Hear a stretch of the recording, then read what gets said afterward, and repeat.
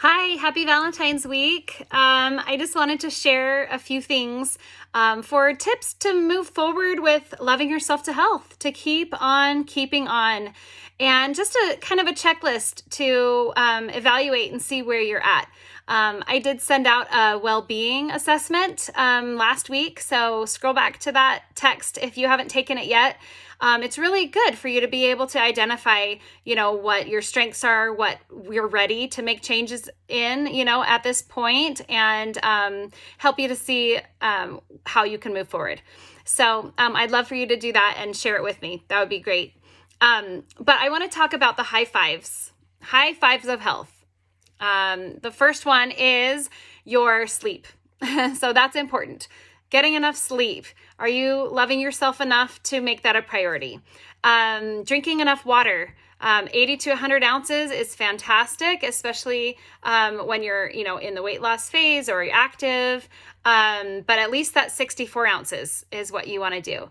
The third one is to balance your blood sugar by learning how to do balanced meals. So we're eating 6 times a day, right? Every 2 to 3 hours. Healthy protein and carbohydrate balanced meals. And that's what the Optavia Fuelings are for you. And we learn how to do that with food from the grocery store once we transition to a healthy weight and get to the optimization phase. So that's exciting too. And of course, you're lean and green, learning how to pick things, at a restaurant. Some of you might be doing takeout or dining out for this holiday weekend.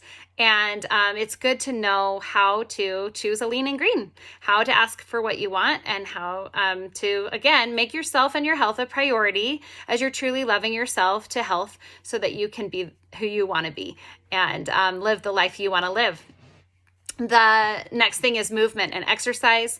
Exercise is definitely not the key to weight loss, but it is important in maintaining a healthy lifestyle. And so it's great to have that habit of health as well. So how are you doing in that area? And then the next one is that mindset.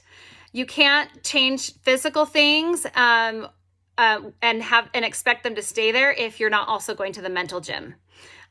So what I call the mental gym, let me just grab it out of my desk here. That's where your life book comes in.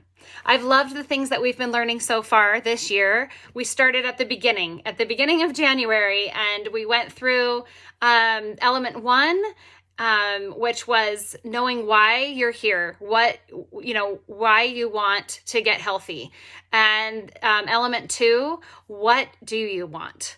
And understanding where you're at, like through that well-being assessment, you can do that, and through reading your life book, where you're at and what your readiness level is to improve in those areas so that you can focus on what you're ready for one step at a time. Lifelong transformation, one healthy habit at a time. That's what we teach at Optavia.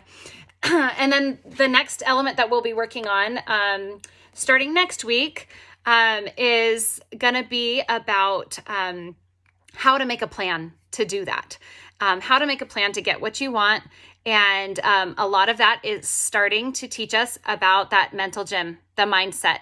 We need to have that foundation in place to support the changes we're making with our physical health. So they're both healthy mind, healthy body has to go together in order for it to be long lasting. And I know you want this to be long lasting. So that's what we're working toward. So how are you doing in those 5 areas?